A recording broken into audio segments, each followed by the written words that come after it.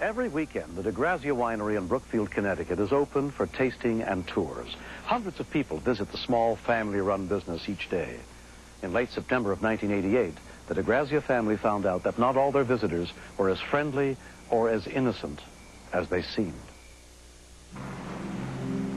Through the investigation, I was able to determine that the suspects had left Texas and traveled eastward. They were described as being on a cross-country crime spree. One of the individuals was on parole for murder from the state of Texas. On Sunday afternoon, the two felons drove up to the small winery. Barbara DeGrazia was in the crowded tasting room. There were two gentlemen who wanted to see the owners. I felt and thought to myself they were definitely out-of-towners. I said I would bring them to my husband and he could discuss whatever business he needed to with him. Hi there. Hello. Hi, are you Paul? I was very excited talking to these two gentlemen. One was very articulate and wanted to discuss the possibility of purchasing our wine to be sold and shipped to California. His friend never really entered into the conversation, but kept on looking around the winery. Hey, come with me. We're going to back room. Oh, thank you. Why don't you step in now? You been up here before? No. The next day, I drove down the driveway. A truck pulled in and stopped parallel to me. In the truck, Barbara recognized the two men from the previous day. So I just told him, my son is at home and he'd be very happy to help you. Barbara's 24-year-old son, Mark Langford, was the only one home at the winery that morning. They discussed purchasing several cases of wine. During the course of his conversation, one of the individuals pulled a gun on him and told him that this was a robbery. Hands up! Come on, now come around, huh? Slow. All right. Okay, get the door, I got it. At that point in time, they pulled the gun on Mark and they took him back into the house. All right. You're alone, right? Yeah. Take the door, let's go. His hands were bound with duct tape, and they immediately started to ransack the house. They made a point of telling him that they wanted jewelry. When he told them that there wasn't any jewelry, they insisted that there had to be more jewelry and that they would wait for Mark's mother to come home. Just relax. Get the chair. The men ripped out all the telephones, then used the cords to tie Mark securely to a chair. He had no idea what they were planning to do next. On the winery's security system of closed-circuit cameras, Mark could see the armed robber's truck parked out front. He announced that he was going to go outside and wait for my mother.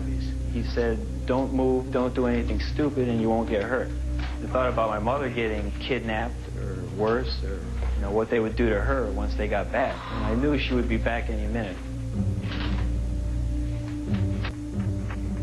With the rocking chair still tied to his back, Mark managed to get over to the monitor and turn it back on. I saw that their truck was not in the driveway. I just thought the worst. I remembered the upstairs phone. And I thought to myself, this is my only chance to do something.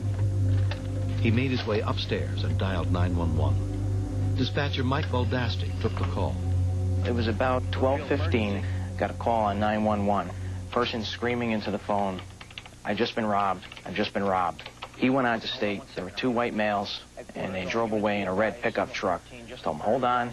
Went over the radio. Headquarters, all units. At a signal 13, which is an armed robbery.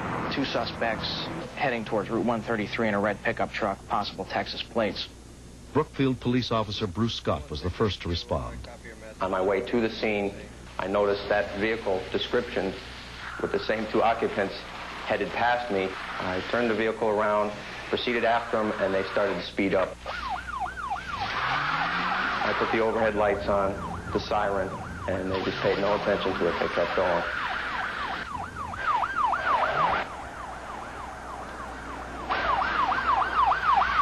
We're hitting pretty high speeds. We're doing 80, 90 miles an hour up the road. Thank God people were pulling out of the way because I didn't want to see anybody get hurt. I also knew they were armed, and I was hoping that they wouldn't start shooting. 316 When Officer Scott came back on the radio and advised me he was not able to stop the vehicle, that they were running from him, I again went over the radio and advised the other units this could be the suspects, at which time Sergeant Senior and Officer Wallmiller headed towards Officer Scott's location. 303 will be en route.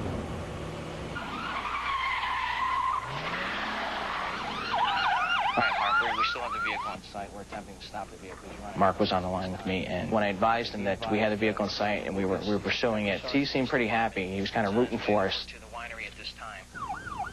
I was within 10 to 15 feet of him, traveling maybe 70 to 80 miles an hour. It was hard to stay behind him, but I managed.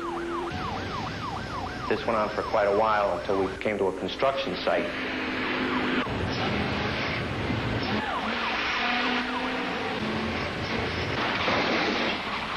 316 HQ. They just hit a vehicle going through a construction site on 202 North.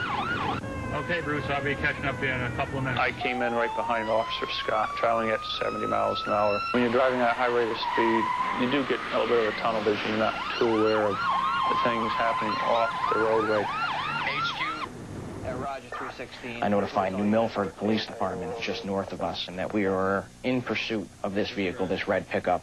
New Milford officer John D. Giovanni joined the chase. I got a call on my radio that the town of Brookfield Police Department was chasing a red truck into our town. To coordinate the chase across two townships, all information had to be relayed through dispatcher Boldasti. 316 HQ. I was constantly advising the dispatcher as to my location at all times so that they could let New Milford know where I was and also let my fellow officers from Brookfield here know where I was. But because they couldn't talk to each other directly, valuable time was lost.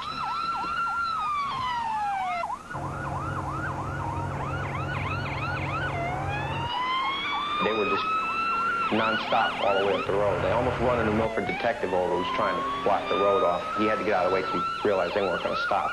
Ran a New Milford roadblock.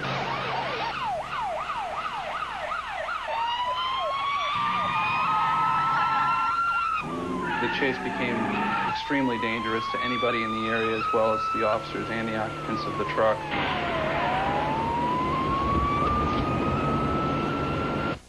Our Captain McCormick set up another roadblock, and he positioned his police cruiser across the road in such a manner that there was no way they were going to get around it.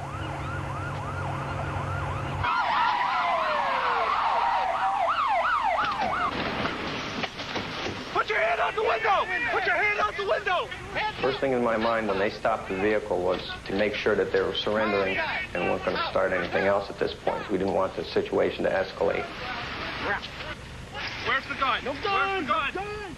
The call actually was instrumental in apprehending the suspects. The dispatcher did a fantastic job. He got the information and gave it out over the air immediately, and that's what led to the capture of the suspects. Yeah, John. Oh, that's great. I think Mark should be credited. He acted very bravely in what he did. If he had waited out of fear or anything like that, they would have been long gone. The two suspects both had prior arrest records. They were convicted of first-degree robbery and sentenced to 7.5 years in prison. And looking back, I'm thankful that I had a chance to help the police take two career criminals off the street. I was scared for my life. I was scared for my mother's life. But I knew I had to do something to put all the fear aside.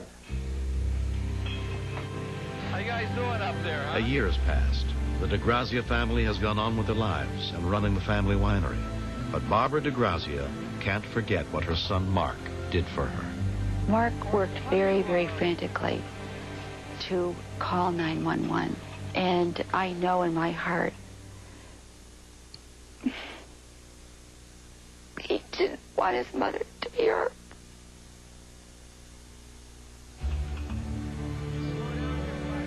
When I think about the bravery Mark showed during this incident, I feel very, very proud of him. And it warms my heart. I love him for that.